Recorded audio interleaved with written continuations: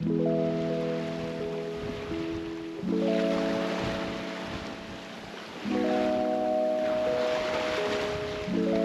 everyone, welcome back. Last week, with our exit papers in hand, we sailed away from the Panama coastline and felt like we had nowhere and everywhere to go. With no country papers, Boundless's only cruising permit is the international waters of the Pacific Ocean. Now, of course, this will be short-lived, and although we are only following the coastline northeast to Panama's neighboring country of Costa Rica, it's fun to think about the day we will sail away from a country, exit papers in hand, with an ocean of water between us and our next destination. Currently, we are right about here. There is a peninsula that we have to round tonight, and somewhere on that land feature is a border between the two countries. We feel lucky to have some wind for this passage, and to use that wind we are sailing slightly off course, but we are not complaining.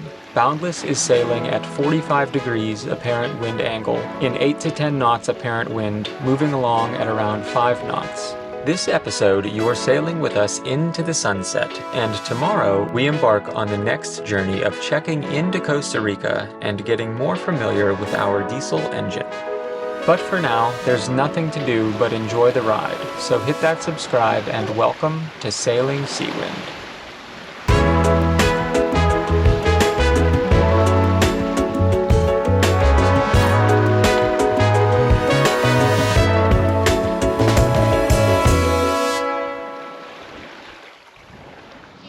Cheers. This is some lentil dal and an extra can of pinto beans over rice and some coconut milk and a little bit of red pepper flake.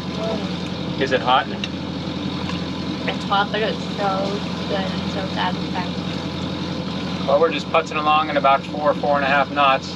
The wind died off and also came around to our nose.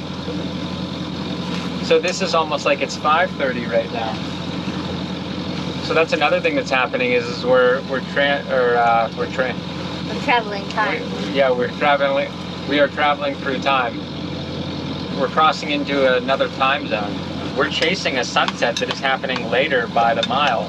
Wow, interesting. We can see the point. I don't know what the peninsula is called. I don't know. There's no name on the chart. There's no real name. But this peninsula that comes out, which is the Y we're doing a V. It's also the border of Costa Rica and Panama. Right, so we can see the border of Costa Rica. My dad told me no one knows where the border is. They gave up trying to figure out where exactly the border was because apparently it's in a lot of swampland. Oh. And so it's just kind of like somewhere here. Maybe that's why it's unnamed. Uh-huh. You think we're gonna see the green flash? I don't know. Not because of the clouds, huh? Yeah. Sure is beautiful out here.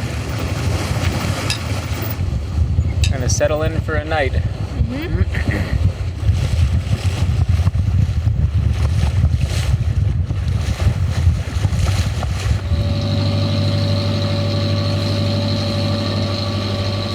Hey everybody, it is 11 o'clock. I'm on watch. And we have officially crossed into Costa Rican waters. This is pretty exciting. It is very calm out here. The wind died at around 5 o'clock and we put the motor on. And so we've been just motoring with the main up. Beautiful, beautiful night. Huge moon in the sky behind us. Lots of light on the water because of that. As the moon was rising, the water had this eerie look to it because it was casting shadows on all of the lumps of water. It was very kind of spooky. It was really cool. We've had 3 times now, I think birds, seagulls or something, come by and drop poop bombs onto our Dodger. I'm sitting here and all of a sudden I hear splat. They have to be aiming. So I have to clean some poop off our Dodger tomorrow. We have 42 miles to go, and it looks like we'll get there around 7 or 8 o'clock in the morning.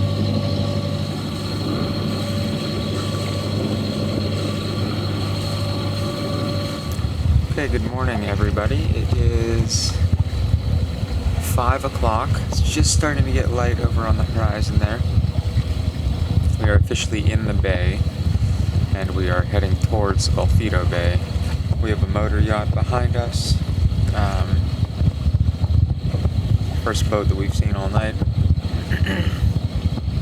Katie's sleeping again, and I found out who is pooping all over our boat.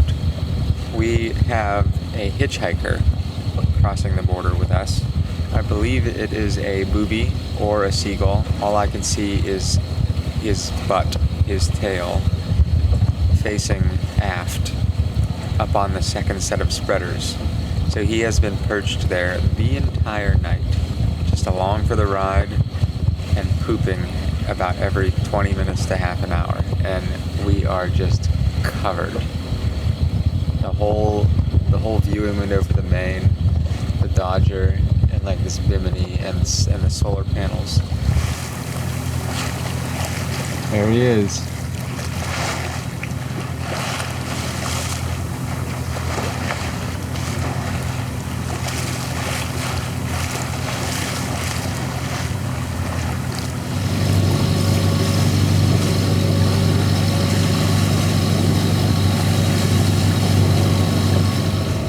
Alright, time to put the Q flag up.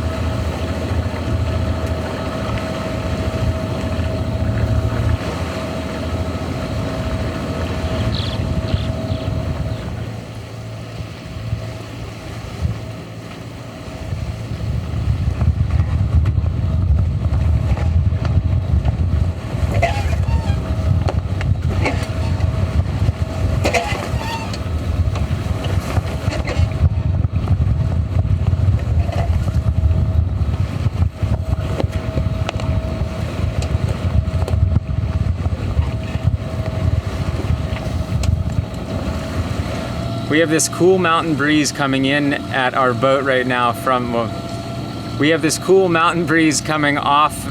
Oh gosh. I'm sleepy. We have a cool breeze coming off the mountains in front of us right now, and it is super, super refreshing. And it also smells so good, like woodsy almost, doesn't it? Yeah. Yeah, like almost like pine, but not.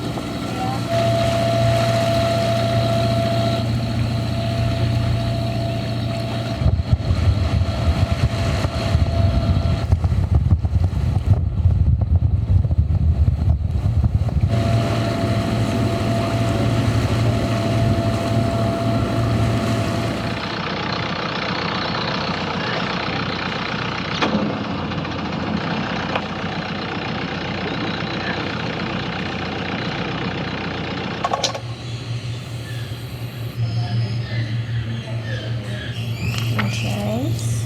Do we need insurance for them here? We got our Libra Practica, which is a certificate that gives us permission to speak to the authorities in Costa Rica. So we couldn't do the quarantine. We couldn't have them come search our boat. Customs searches our boat. Couldn't have them search our boat. Can't go to immigration. Can't go to any other places without the Libra Practica. Libra de Platica. Yeah, free to speak. So Libra de Platica. So now we're on our way to get a taxi back to the marina so they can inspect our boat.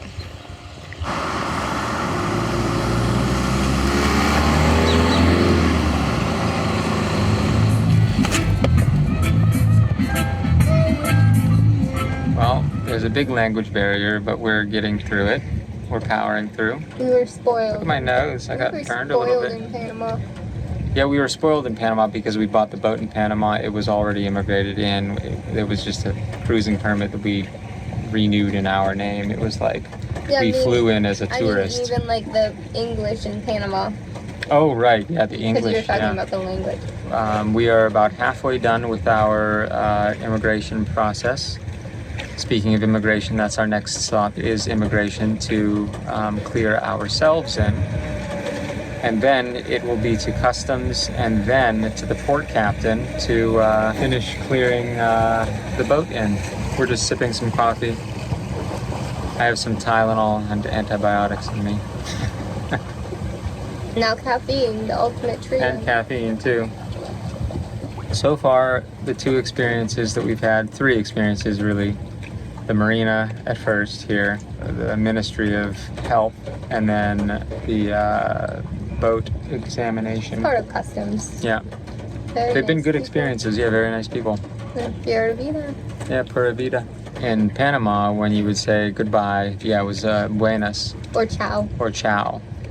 And here, when you say goodbye, or even hello, it's pura vida, which is pure life. The mantra that Costa Rican people live by. That's their country's slogan, yeah.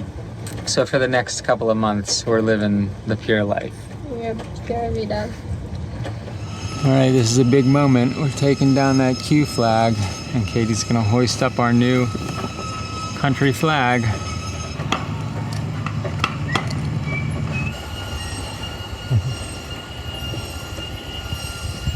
All right, up she goes.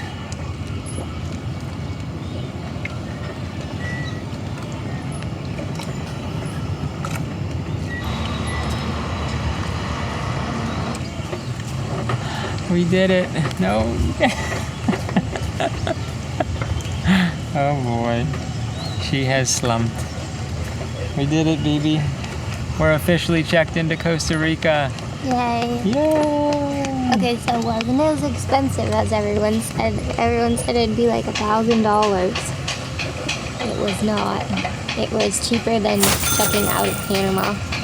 But the energy cost was high. Especially after you're exhausted from an overnight. Yeah. That's my review.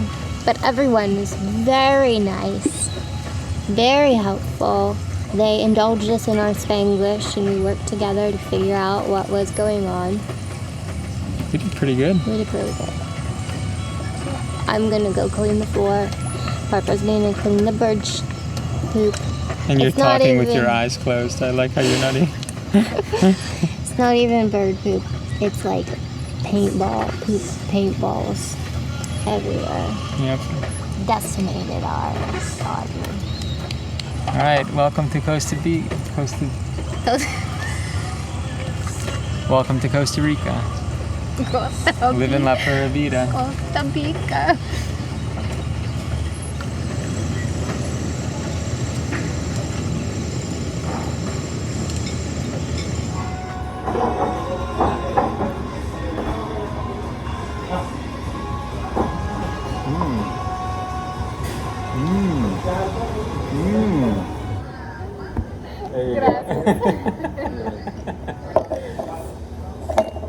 Gracias. No, no te está.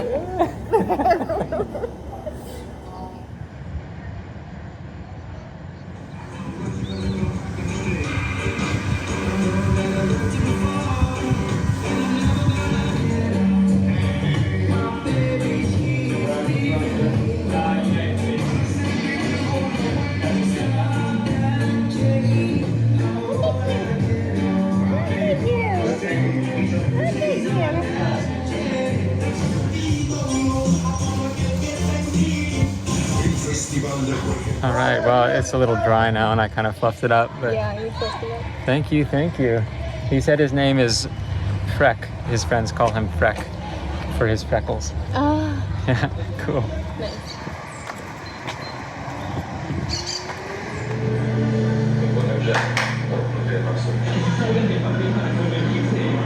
Muchas gracias.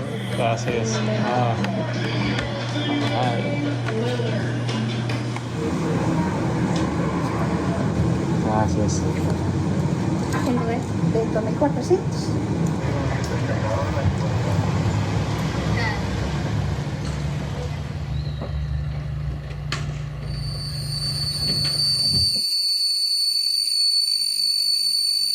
Well, at least you know when it's going off.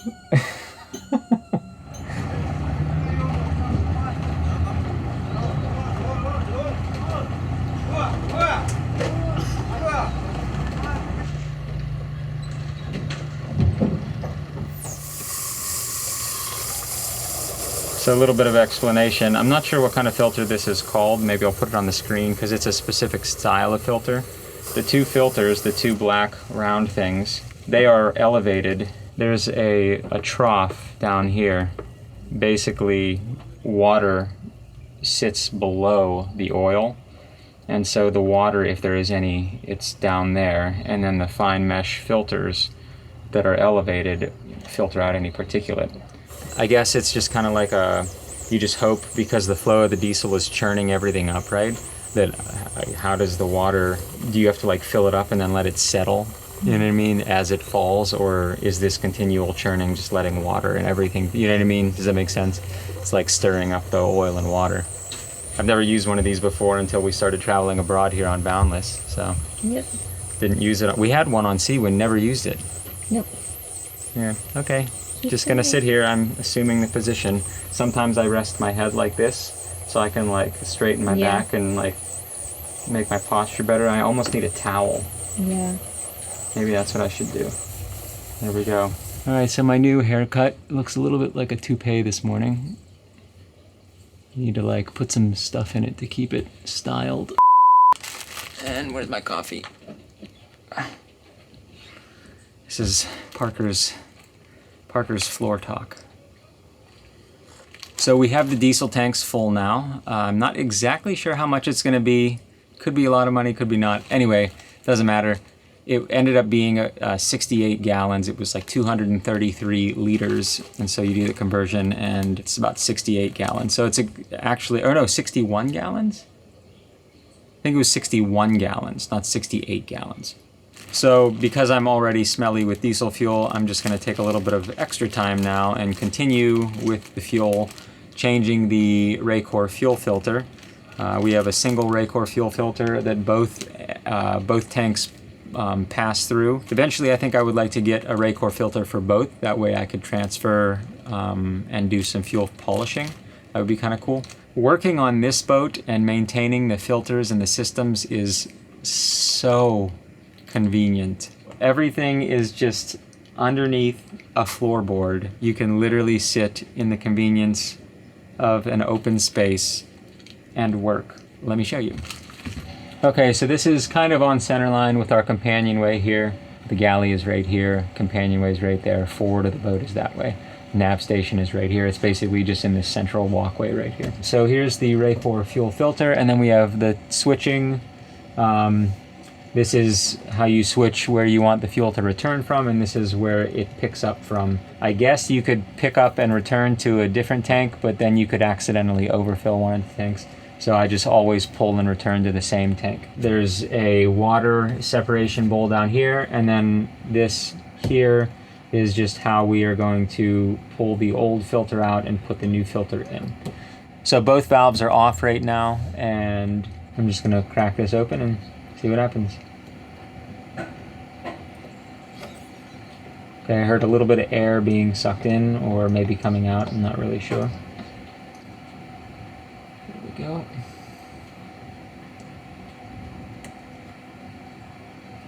This is a 210 TMOR, 2010 TMOR, 10 micron. Okay, just different colors.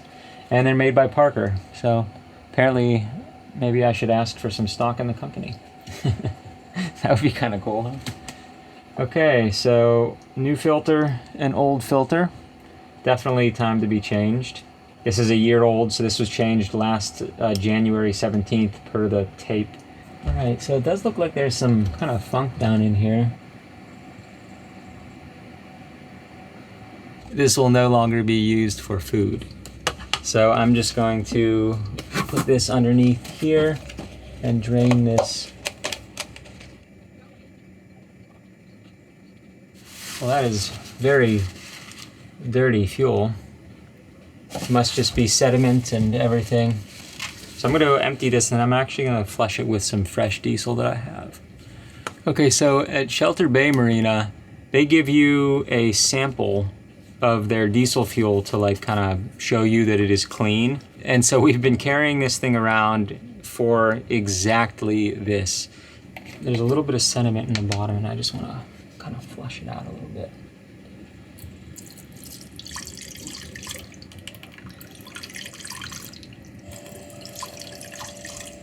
Flushed out the rest of that sediment there. First, I'm going to fill up the bowl.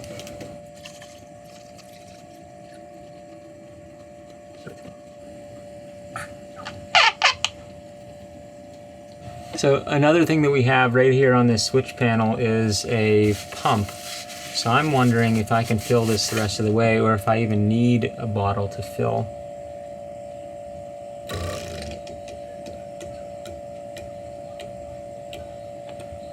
So both of these, this one's coming from here. Oh, I see. So it's trying to push into the... okay. So no, that won't work. I mean, it will, but it... I see. Okay. There we go. That's what I wanted. Just to look at it. Alright, so now this is full. That is seated.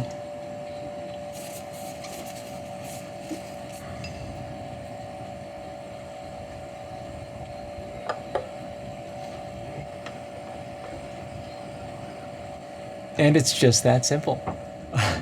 Okay, so I just looked at the piece of tape on the engine fuel filter, which is basically the secondary fuel filter, and it says 2018 on it. Obviously, the Raycor being the primary is catching mostly everything, but I think every 5 years now? I think it needs to be replaced. So since I'm in here, I'm going to do that as well. Okay, we got a filter wrench. So this is the filter that came with the engine. Seriously? Seriously.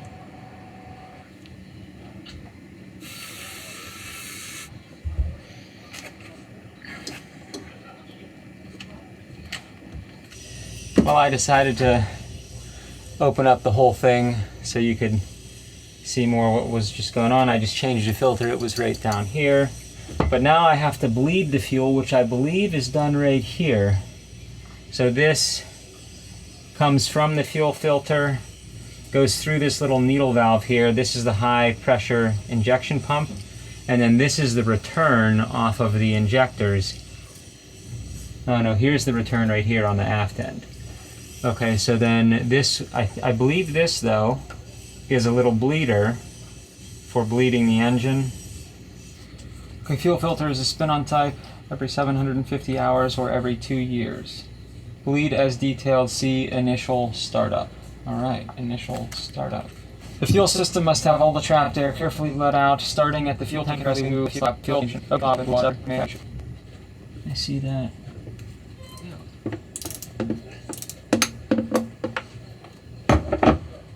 That is the first time that has ever been loosened.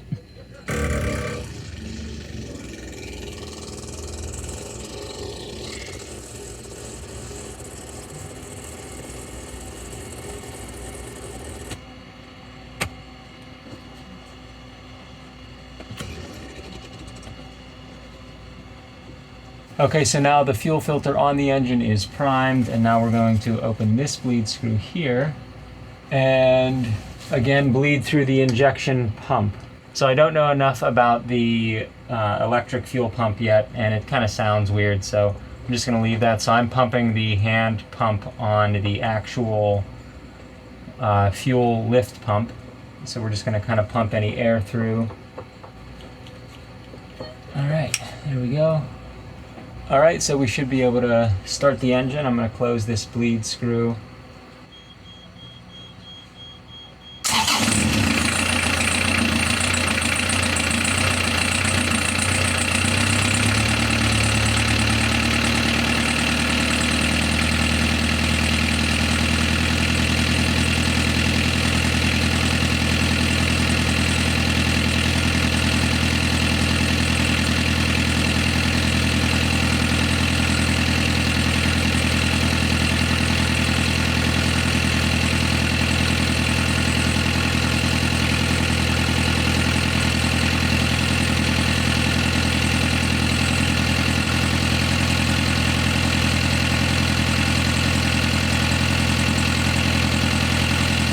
So the one last thing I'm gonna do is change out the air filter. We have a bunch of extra ones, and this one is kind of dirty. It's been in here for a couple of years now, so yeah, look at all the carbon. So we're gonna put a new one in.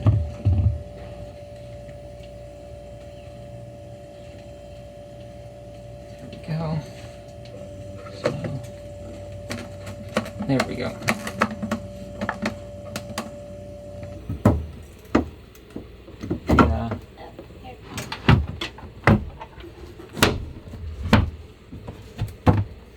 So anyway, that went well. So that was the Raycor fuel filter, the engine fuel filter, which is just a Kubota. The Beta engines are marinized Kubota engines. So those two fuel filters, and then the engine intake air filter. Yeah, I like where everything is. Eventually, like I said, maybe I'll change a few things about it, but for now it's great. Always a very sweaty affair in the tropics. So now that I've familiarized myself with everything, it'll become a more streamlined process. This was like, okay, where is this? How does this happen? What do you do for this? And so now I understand it all. And yeah, okay. See you later. Up next, Katie finds herself reconnecting with the yoga community at a beautiful retreat center, making some lifelong friends. While she's there, I get into some more boat projects and try my hand at something I've always wanted to do, sailing solo. See you next week.